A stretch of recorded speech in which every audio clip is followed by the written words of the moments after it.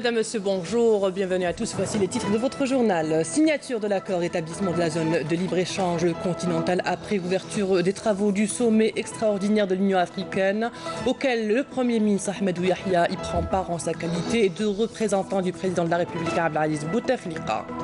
Ouverture ce mercredi du Salon national de l'emploi. Plus de 500 micro-entreprises, tous secteurs confondus, sont présentes à ce rendez-vous économique. L'objectif, développer, encourager et favoriser l'entrepreneuriat. Et on retrouvera dans quelques instants notre reporter Nejma Harash pour faire le point. Et du sport, dans la dernière partie de votre journal, l'équipe nationale continue ses préparatifs au centre technique national de Sidi Moussa en prévision des deux rencontres face à la Tanzanie et à l'Iran. Les travaux du sommet extraordinaire de l'Union africaine consacrés au lancement officiel de la zone de libre-échange continentale ont débuté aujourd'hui à Kigali en présence des chefs d'État et de gouvernement des pays membres de l'Union africaine, dont le Premier ministre Ahmadou Yahya, représentant du président de la République Abdelaziz Bouteflika. Ce sommet a été sanctionné par la signature d'un accord d'établissement, la zone de libre-échange continentale, et d'un protocole instituant la communauté économique africaine relatif à la libre circulation des personnes, au droit de résidence, au droit d'établissement. Et une photo de famille regroupant les chefs d'État et de gouvernement participant au sommet extraordinaire de l'Union africaine a été prise à l'occasion. Le Salon national de l'emploi s'est ouvert aujourd'hui au Palais des Expositions au Pas-Maritime. Le salon a été inauguré par le ministre du Travail, de l'Emploi et de la Sécurité sociale, Mourad Zemali, en compagnie d'autres membres du gouvernement. 500 micro-entreprises sont présentes à ce rendez-vous économique. Cette année, cette édition est placée sous le thème Start-up, la réussite par l'innovation. Ce carrefour économique permettra aux jeunes porteurs de projets de se rapprocher de leurs aînés pour connaître leurs expériences, mais aussi de mieux connaître les mécanismes mis en place par l'État à travers l'accès au financement par le biais des différents dispositifs existants, la Caisse nationale d'allocation chômage CNAC, l'Agence nationale de soutien des jeunes en SEJ et l'Agence nationale de l'emploi en jeunes et autres services d'accompagnement. Et on retrouve de suite sur place notre reporter Nejma Harash. Nejma, bonjour. Nejma, quelles sont donc les nouveautés pour ce salon ?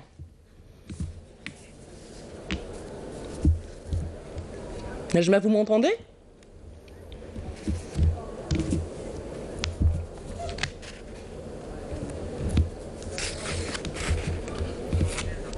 On reviendra à vous tout à l'heure, Nejma Harash.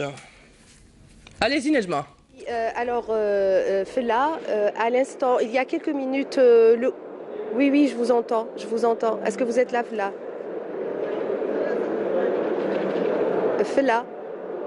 Fela, je vous écoute. Les nouveautés du Salon national de l'emploi pour cette nouvelle cette édition. Alors, je disais qu'il y a à peine quelques instants que le ministre du Travail, de l'Emploi et de la Sécurité sociale a donné le coup d'envoi de cette 7e édition. Donc, il était accompagné, comme vous l'avez dit, d'une importante délégation ministérielle.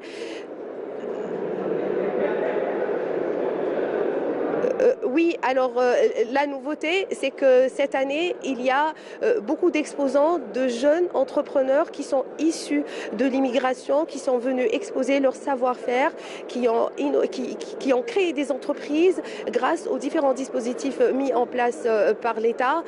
Donc, ce salon, le Salem 2018, placé sous le thème Start-up, la réussite par l'innovation. Donc, vous l'aurez compris, il s'agit de montrer aux jeunes porteurs de projets et innovateurs de créer leur entreprise et se lancer dans l'entrepreneuriat, mais aussi c'est un espace d'échange entre recruteurs et demandeurs d'emploi en vue de répondre à l'offre du marché selon le profil professionnel, selon la formation, selon la spécialité. Voilà, donc vous l'aviez dit tout à l'heure là, il y a 500 micro-entreprises qui exposent, dont 300 qui ont été créées grâce aux différents dispositifs de l'État, ainsi qu'une soixantaine d'entreprises créées par les jeunes issus de l'immigration.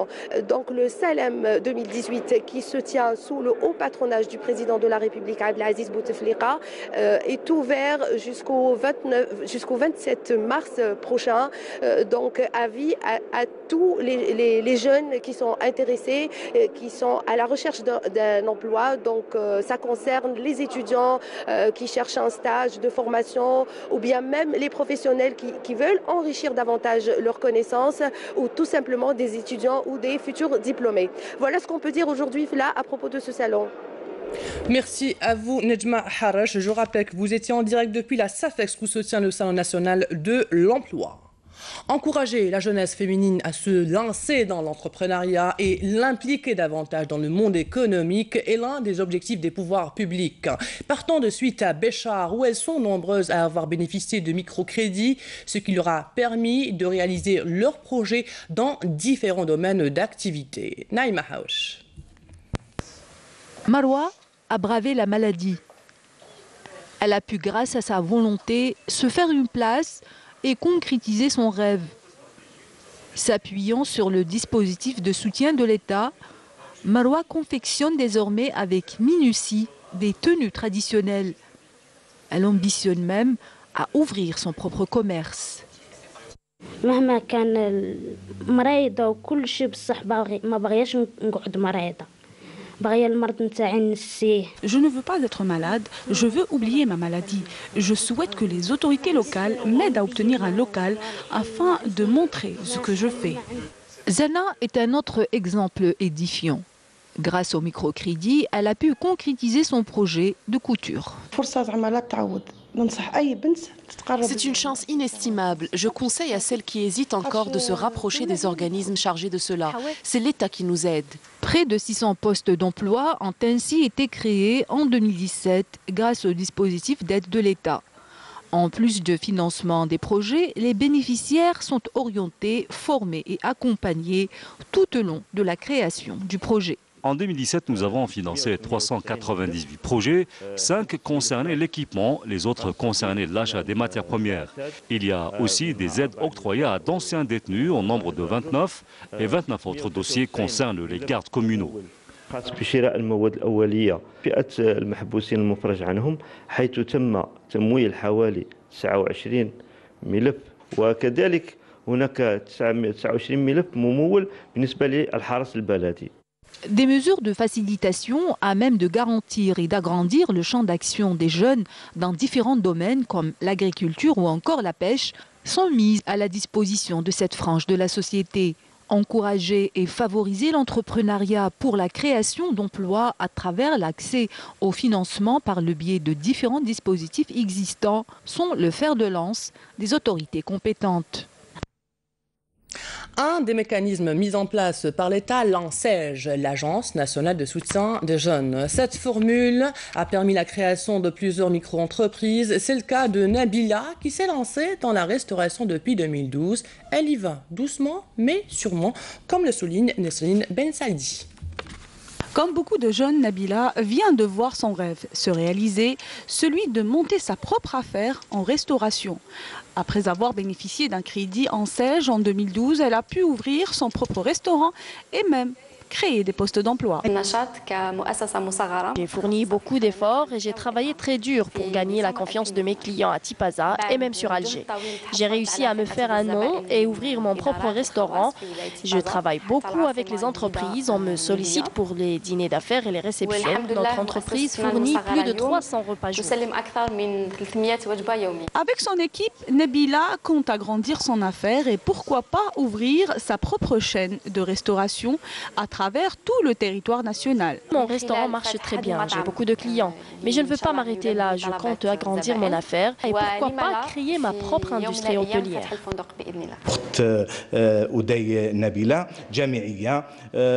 Nabila est un exemple de réussite et de persévérance. Une universitaire qui s'est rapprochée de l'Agence nationale de soutien aux jeunes jeunes et a présenté son ambitieux projet, celui de fournir des services dans le domaine de la restauration. Aujourd'hui, cette jeune diplômée en sociologie a pu réaliser son rêve et est devenue très active dans son domaine.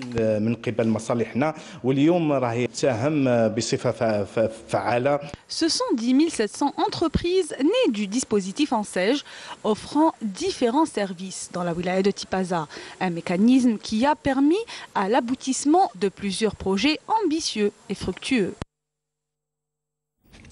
En prévision des prochains examens du baccalauréat du brevet d'enseignement moyen BEM, le ministre de l'Intérieur, des collectivités locales et de l'aménagement du territoire Noureddine Bedoui et la ministre de l'Éducation nationale Nouria Benrebrit se sont rendus ce matin à l'Office national des examens et des concours ONEC pour s'enquérir des dispositions mises en place et prises afin d'optimiser ces rendez-vous. Si certains élèves sont en vacances, d'autres sont amenés à sacrifier quelques jours de leurs vacances de printemps en se rendant à leur établissement scolaire pour y suivre les cours perdus lors de la grève. Les séances de rattrapage ont débuté comme c'est le cas à Oran. Karima Efa. Des vacances particulières pour des lycéens volontaires et décidés à rattraper 2 mois de cours. Ces lycéens oranais en classe de terminale ont choisi les bancs de leur lycée pour réviser la totalité du programme de l'année avant la date fatidique de l'examen du baccalauréat qui devrait avoir lieu durant la 3e semaine du mois de juin prochain. C'est très important d'assister à ces cours de rattrapage, notamment avec les conseils très instructifs des enseignants. L'enseignante est vraiment à la hauteur. Elle nous accompagne dans notre cursus. Elle est là justement pour nous aider à réviser nos cours, notamment en travaillant sur beaucoup d'exercices. Les professeurs, tous volontaires, ont toute la matinée pour dispenser leurs cours. Au programme, mathématiques, langue arabe, sciences physiques et sciences naturelles. Cet agenda établi avant les vacances de printemps est très clair avec un emploi du temps pour chaque groupe selon ses besoins. Les élèves ont déjà assisté à plusieurs cours, entre autres des cours de mathématiques ou de physique comme aujourd'hui, en attendant des cours dans d'autres matières pour les jours qui viennent. Ce lycée oranais s'attend à avoir plus d'élèves pour assister à ces cours de rattrapage durant la 2e semaine des vacances scolaires, un succès qui a déjà fait des émules dans plusieurs lycées de la wilaya d'Oran et dans d'autres wilayas du pays. Séance plénière à l'Assemblée populaire nationale consacrée à la présentation et au débat du projet de loi relatif à la protection des personnes physiques en matière de traitement de données à caractère personnel.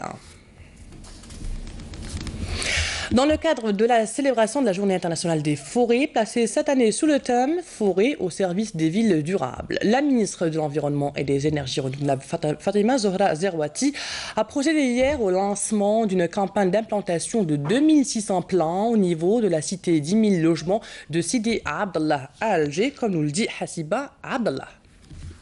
C'était une large opération d'implantation lancée hier dans la nouvelle ville de Sidi Abdallah à Alger. Et tout le monde était invité à mettre la main à la pâte. C'était exactement à la cité 10 000 logements. Les 2 ministères de l'Environnement et celui de l'Habitat ont prévu alors de planter 2600 plants. Un geste qui traduit la nouvelle vision écologique et durable entreprise par les 2 ministères. L'habitat est l'un des secteurs primordiaux pour promouvoir les cités durables. C'est pour cette raison que le président de la République, Abdelaziz Bouteflika, a lancé le prix de la cité verte qui va être attribué le 25 octobre prochain. L'objectif, élever le niveau de conscience chez les citoyens d'une part et d'autre part, avoir de belles cités. Avoir recours aux énergies propres est une étape importante pour la réalisation des cités amies de l'environnement. Et les méthodes de construction ont elles aussi évolué dans cette optique. Dans notre stratégie, nous avons décidé de livrer des quartiers avec un important acquis environnemental et écologique. Je pense qu'avoir des espaces verts donnera aux cités un côté esthétique. Nous voulons faire de Sidi Abdallah un modèle qui respecte l'environnement, que ce soit en ayant recours, par exemple, à la verdure ou encore à l'énergie solaire pour l'éclairage public. Outre le respect de l'environnement, le premier responsable du secteur de l'habitat a insisté sur l'importance de livrer les cités au complet avec toutes les infrastructures nécessaires. Essayer d'arrêter une date Essayez d'avoir une seule date pour les 14 groupes scolaires, 4 CEM et 2 lycées avant la rentrée scolaire. C'est la première fois qu'on lance des équipements en masse. Par ailleurs, le ministre de l'Habitat a procédé à la pose de la première pierre d'un projet de réalisation de 2500 unités de logement LPP à Sidi Abdallah. Nous sommes le 21 mars et c'est le premier jour du printemps. Même si l'hiver n'a pas encore dit son dernier mot, reste que la nature est en éveil depuis quelques jours et c'est un régal pour tous les sens. Allons de suite au parc national de Chréa, du côté de Médéa, avec Sihem Kenouch dans ce reportage. La fonte des neiges dans le parc national de Chréa se fait entendre. Le printemps pointe son nez. Le soleil encore timide apporte avec lui la lumière et la chaleur. Les arbres alors se mettent à bourgeonner et les fleurs commencent à faire sortir leur tête de la terre.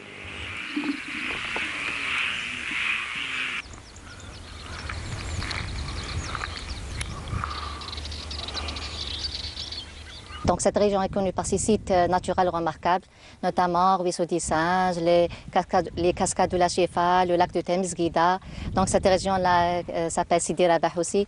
Donc c'est le début du printemps. Moi j'invite les gens à visiter cette magnifique région naturelle.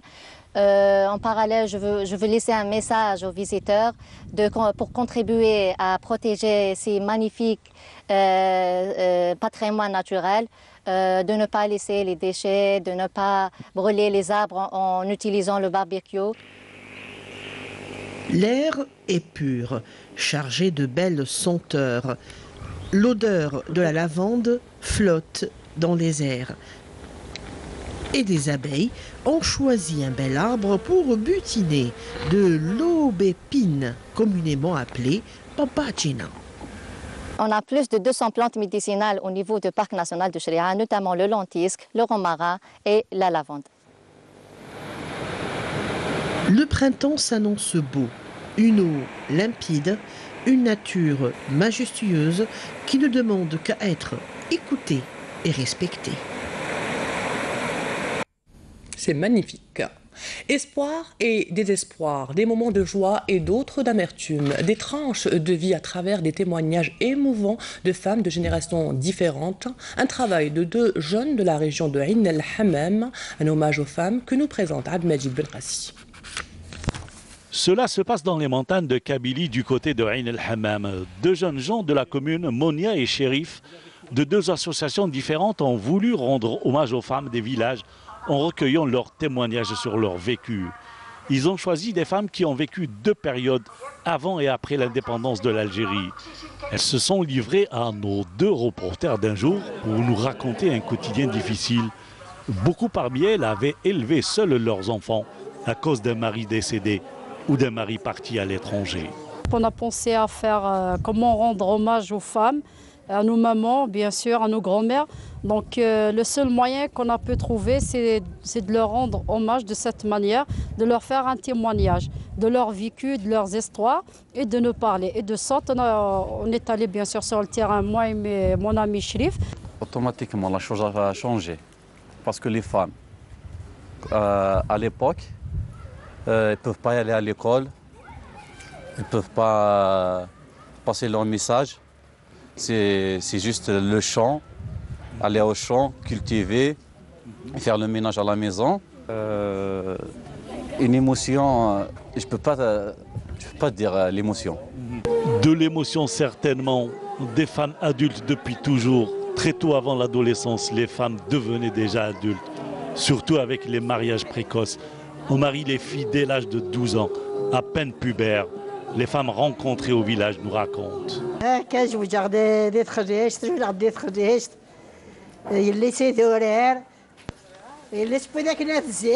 C'est ici que je suis née et j'ai grandi. Je me suis mariée, je suis une vraie montagnarde et fière de l'être. À l'époque, la vie était rudimentaire. On faisait le travail des champs et le petit élevage. Aujourd'hui, c'est la planque. On vit comme des petites princesses. Mes parents m'ont mariée à l'âge de 12 ans. Mon mari avait 22 ans. Devenue veuve, j'ai élevé mes enfants dans des conditions difficiles, sans aucune aide. Et si c'était à refaire, jamais je me serais mariée aussi jeune. D'ailleurs, je n'accepterai jamais de voir ma fille se marier trop jeune. Les choses ont évolué aujourd'hui. Des progrès et beaucoup d'indépendance pour les femmes aujourd'hui, même dans ces régions reculées du pays. J'ai fait un petit atelier. Grâce à mon mari, bien sûr, qui m'a aidé à monter les échelons. Pour l'instant, ça va bien. C'est bien. Ça a vraiment évolué. Être à la tête d'une association, c'est un changement radical. Aujourd'hui, la femme quand même a su prendre une grande place dans la société. On ne ressent pas vraiment la différence entre une femme qui vit à la ville ou une femme du village. Un vent de liberté et de progrès a réellement soufflé sur les monts de Kabylie. Un vent favorable à la femme. Et c'est tant mieux. Direction Gardaïa où 112 artisans représentant 28 wilayas du pays, dont 70 spécialisés dans le tapis, prennent part à titre individuel ou dans le cadre associatif à la 50e édition de la fête du tapis. Un concours a été organisé pour motiver les artisans présents à déployer tout leur savoir-faire. Madame Boutouaba. L'exposition vente nationale des produits de l'artisanat lancée il y a quelques jours à Gardaïa et centrée essentiellement autour du tapis a été agrémentée d'un concours qui permettra d'élire le meilleur tapis et le meilleur stand d'exposition. Une autre façon pour les organisateurs de promouvoir cet art manuel ancestral acquis de génération en génération. Pour le choix du meilleur stand, cela se fera sur la base de plusieurs critères. L'aménagement du stand, l'agencement des produits artisanaux et leur variété, la créativité et la tenue traditionnelle. Pour le meilleur tapis, les critères sont l'assortiment des couleurs et la teinture, les dimensions et les symboles, la qualité du produit et la créativité. Ce concours a pour objectif de mettre en valeur le produit artisanal, d'encourager les artisans à se surpasser davantage en matière de créativité et à les motiver à mieux vendre leurs œuvres. Dans le contexte de cette manifestation à caractère national pour la promotion du patrimoine matériel et culturel, ce concours est surtout l'occasion pour les femmes artisanes à l'honneur de relever le défi et de démontrer toute l'ampleur de leur talent. Ce prix est très symbolique, mais il a permis de raviver notre esprit de compétition. Il nous encourage à donner le meilleur de nous-mêmes pour promouvoir notre produit.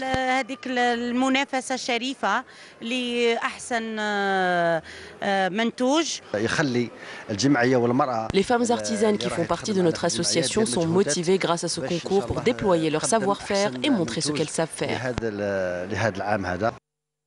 Pour rappel, le tapis, prolongement civilisationnel, défi économique et consécration de l'unité nationale est le slogan choisi cette année pour cette exposition vente. Conscient des difficultés dont souffre l'artisanat suite à la baisse de l'activité touristique et la rareté des débouchés pour les produits artisanaux, les organisateurs aspirent à stimuler la dynamique économique et permettre aux femmes artisanes de commercialiser sans intermédiaire et sans contrepartie leurs produits artisanaux et d'échanger leurs expertises. Place au sport, le Sétif et le MC Alger ont été déplacés respectivement dans les pots 2 et 3 en prélude au tirage au sort de la phase de poule de la Ligue des Champions prévue ce mercredi à 18h heure algérienne au Caire, a indiqué la Confédération africaine de football CAF. Les 16 clubs qualifiés pour la phase de poule ont été classés sur la base de leurs résultats obtenus lors des 5 dernières éditions 2017, 2016, 2015, 2014 et 2013, avait précisé la CAF sur son site officiel. Et en Coupe de la Confédération, l'USM Alger et le CRB Louis-Z ont été classés respectivement dans les pots 2 et 4 en prévision du tirage au sort des 16e de finale bis. Restons avec le football. L'équipe nationale poursuit sa préparation au Centre technique national de Sidi Moussa en vue des 2 rencontres qu'elle aura à disputer face à la Tanzanie et l'Iran. 24 joueurs ont été convoqués par le sélectionneur national Rabah Majar. Hakim Kachroud. L'équipe nationale algérienne a entamé un stage au Centre technique national de Sidi Moussa à Alger, en présence de 24 joueurs, dont 11 évoluant au championnat local. À noter le retour du défenseur central Saïd Belkalem de la GS Kabylie, dont la dernière apparition en sélection nationale remonte à la fin de l'année 2014. L'ensemble des 24 joueurs convoqués par le sélectionneur national Rabah Madjer ont tous répondu présents lors du premier jour du stage, où il règne une ambiance bon enfant au sein du groupe et en concertation avec les deux autres membres du staff technique, à savoir Jamal Mennad et Meziane Iril, qui ont établi une liste de joueurs étudiés avec une doublure dans chaque poste en vue des 2 matchs amicaux que jouera l'Algérie face à la Tanzanie et l'Iran. انا مبريباريو بيا الماتش هذايا وان شاء الله كما نقول لك نديروا نتيجه مليحه ان شاء الله ونفرحوا الشعب الجزائري. Ça fait toujours plaisir de retrouver la sélection encore. بعد شويه غير طويل شويه. لا الحمد لله toujours content باش ندير la sélection avec une fierté et un grand plaisir. لا كما قلت bien sûr هذو les deux matchs هذو la Tanzanie et l'Iran c'est très important pour nous la gagner. Mais surtout moralement plutôt. Donc Inch'Allah donc on va essayer de faire des bons matchs les deux comme ça pour remettre en confiance encore. Mahrez et Brahimi se sont entraînés à l'écart du groupe en raison de blessures musculaires sans gravité. Quant à Islam Slimani, il a été convoqué selon le coach national pour lui permettre de replonger dans l'ambiance de l'équipe nationale. Outre ces 2 matchs amicaux contre la Tanzanie et l'Iran, la sélection nationale jouera le 7 juin prochain à Lisbonne face au Portugal de Cristiano Ronaldo. C'est bien parce qu'il ne faut pas oublier que l'objectif principal, ça reste la Coupe d'Afrique. Donc de pouvoir se confronter à des équipes africaines, je pense que c'est quelque chose de très important. Mais aussi de pouvoir jouer des équipes mondialistes, ça va aussi nous permettre de nous jauger et de faire des matchs de haut niveau. Donc voilà, c'est vraiment un programme qui est intéressant pour notre équipe. Maintenant, reste à savoir si nous, on va pouvoir répondre présent sur le terrain. Pour le match amical entre l'Algérie et la Tanzanie de ce jeudi, la rencontre sera arbitrée par un trio égyptien. L'international Ahmed Mahrouss Hassan Al-Ghandour sera l'arbitre principal. Il sera épaulé par ses 2 compatriotes Ahmed Tawfiq Taleb Ali et Youssef Wahid Youssef Al-Boustei. Le 4e arbitre, quant à lui, il sera algérien, ce sera Saïd Aouina, tandis que le commissaire au match sera M. Massoud Koussa. Et c'est la fin de cette édition préparée par la rédaction de Canal Algérie. Merci à vous de l'avoir suivi. Dans quelques instants, les prévisions météo de Mina Abed. L'information continue sur notre site endv.les ou sur YouTube de Canal Algérie. À demain, à midi. Au revoir.